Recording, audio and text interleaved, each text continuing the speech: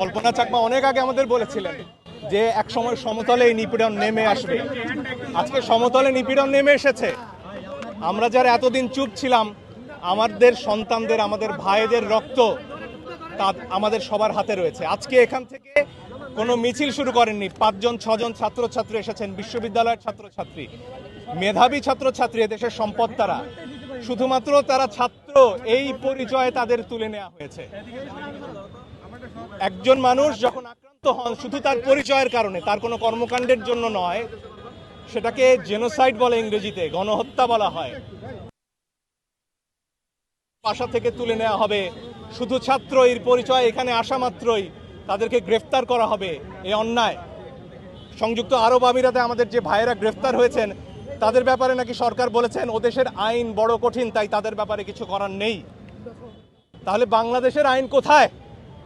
আমার মত প্রকাশের অধিকার কোথায়? আমার সমাবেশের অধিকার কোথায়? আমার সংবিধান আজকে কোথায়? এই আমাদের প্রশ্ন। গান আজকে আমাদের মুখে মুখে, যে গানগুলো হারিয়ে গিয়েছিল। আজকে আমরা যেমন গাইছি রক্ত নিশি ভরে, তেমনি গাইছি শিকল পরা ছল, তেমনি গাইছি আমাদের প্রতিবাদের সব গান।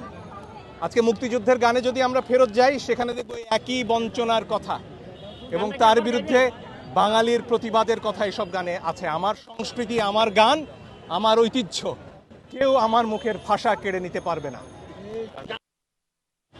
আজি রক্ত নিশি ভরে একিয়ে শুনি ওরে, মুক্তি কোলাহল বন্দি শৃঙ্খলে, কাহারা কারাবাসে মুক্তি হাসি হাসে, জুটেছে ভয় বাধা স্বাধীন হিয়া তলে, রক্ত নিশি ভরে।